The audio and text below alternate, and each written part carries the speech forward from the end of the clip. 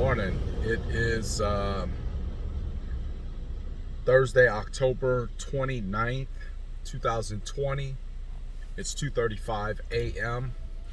I'm on my way to the gym right now. From doing a lot of really competitive things lately. I'm doing a lot of competitive things my whole life, really. If you think about it, it doesn't necessarily have to be sports or anything else, but just doing and being competitive. The race is never over.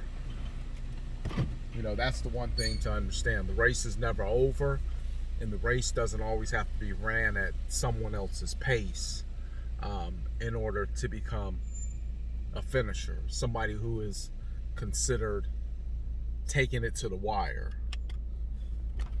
And I honestly believe people in general give up on life way too early. I mean, people are like dragging their heads if they're in their 30s or their 40s and they still aren't really where they want to be, not even close to where they want to be. Meaning they still looking around like, I'm still living in the same spot, working at the same job. I got less money than I had before. My debt is mounting.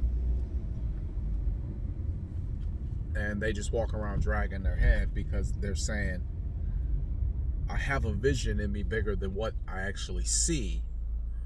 But for some reason or another, they've given in. People will give in to the thought that this isn't for me. I remember when me and my wife were staring at bankruptcy, we had mounting debt.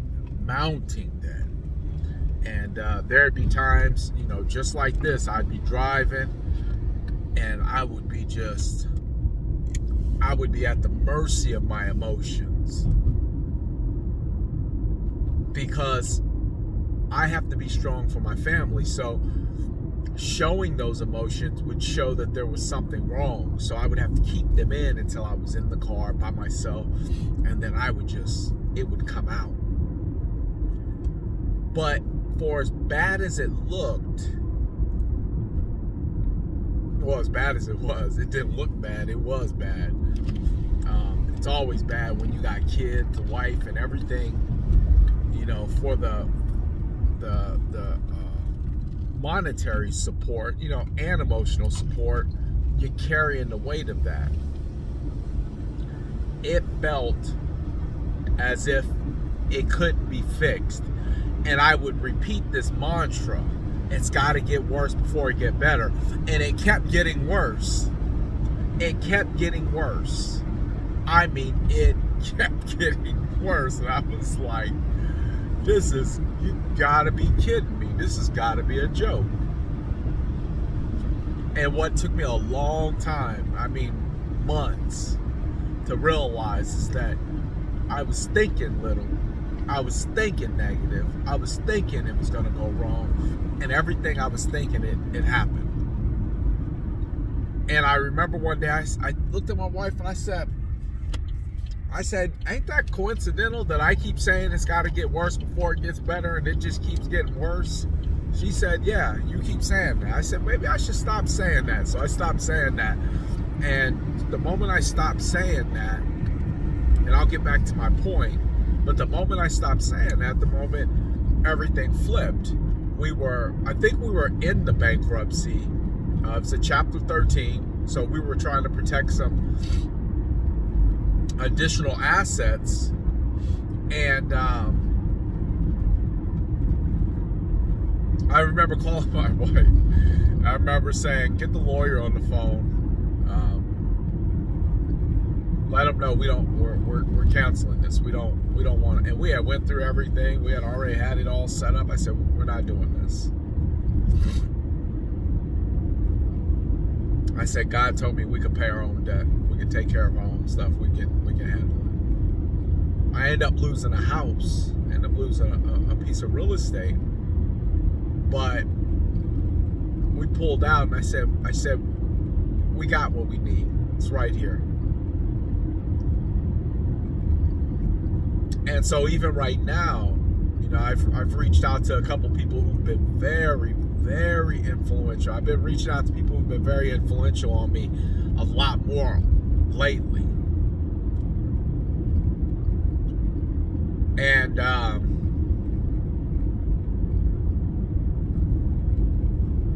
seeking advice.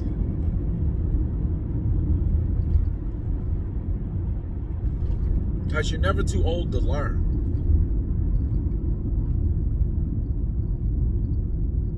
And you should never be such a prideful individual that if you have reached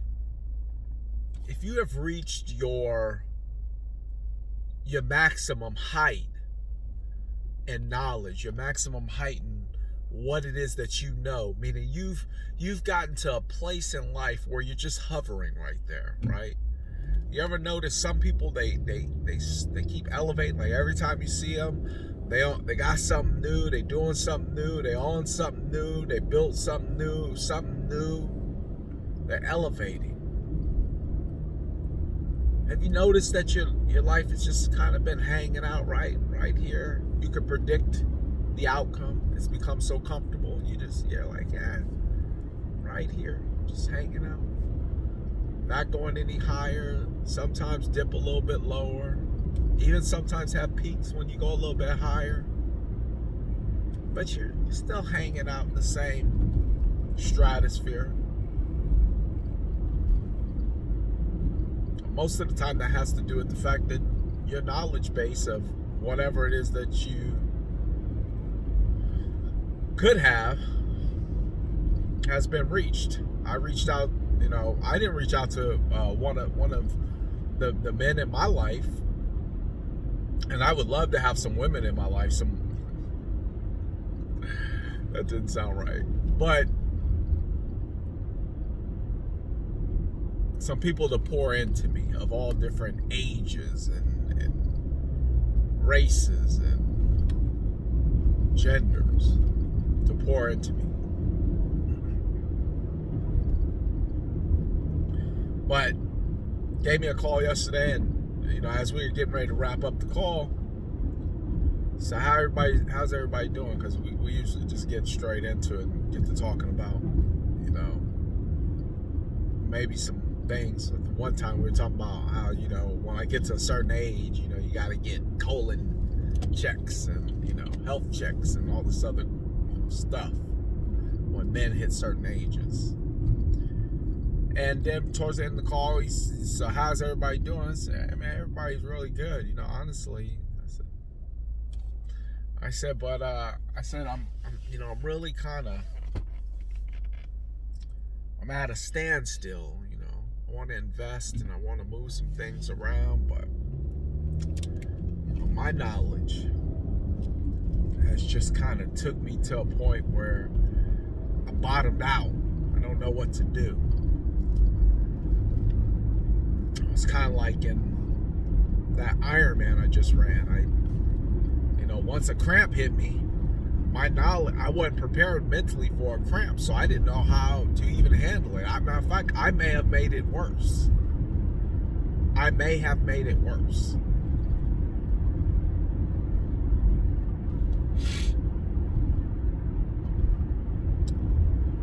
And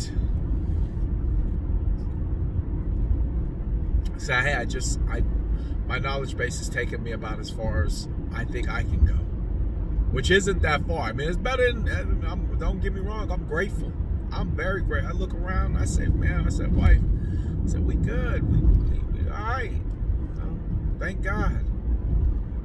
But God placed something in my heart. He said, this house, this ain't nothing. He said, you can pay cash for this car. This ain't nothing.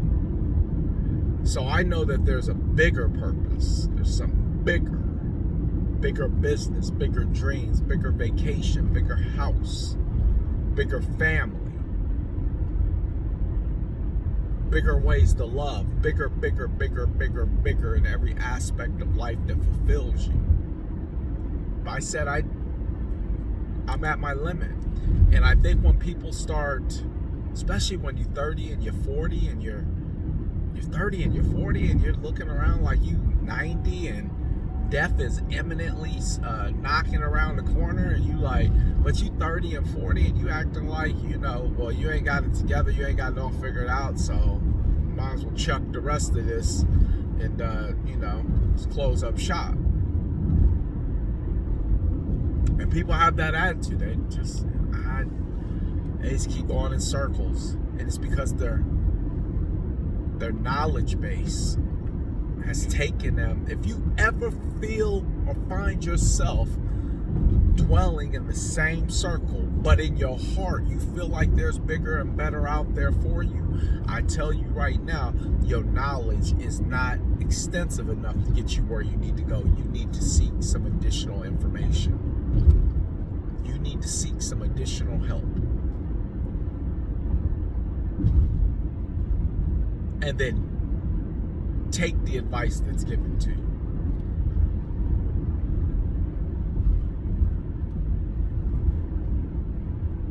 There's only a couple ways you could actually shoot a basketball. You might as well just learn the fundamentals.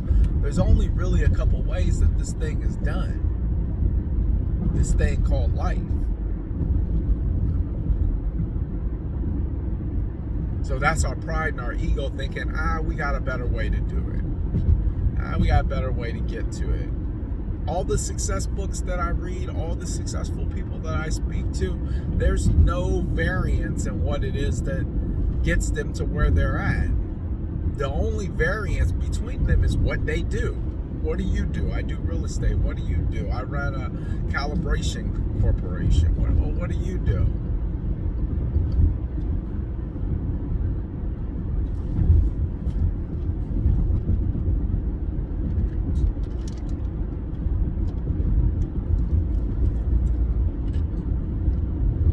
But at the conclusion of our conversation, I just said, I'm kind of at a crossroads. I know what's on my heart. I know what's speaking volumes to me. I know what is possible. I just don't know how to get there. And he just said, I've been in rooms, and he didn't tell me in so many ways. This kind of gave me a story. He said, I done been with, because he had hooked me up with an accountant or investment banker a while ago. Or something like that, and I used them for looking at some life insurance. I think it was a broker. He said that gentleman has invited me into rooms of clients that were way above anything I was doing, with stocks, investments, and portfolios in the tens of hundreds of millions of dollars. And he explained to me things to say and things not to say, and to understand that just assume that they know you or feel like you have it like that. That's why you're in the room. And he said something that, we should all know. People who are successful, they have different kinds of conversation. You have to get out of the rooms that you're in and get into the rooms that you want to be in and around the conversations you want to be involved in, because those conversations are what's going to change your life and what's going to give you the knowledge you need to make the type of moves that you want to make. You're not going to get where you want to go by staying where you're staying. You got to change.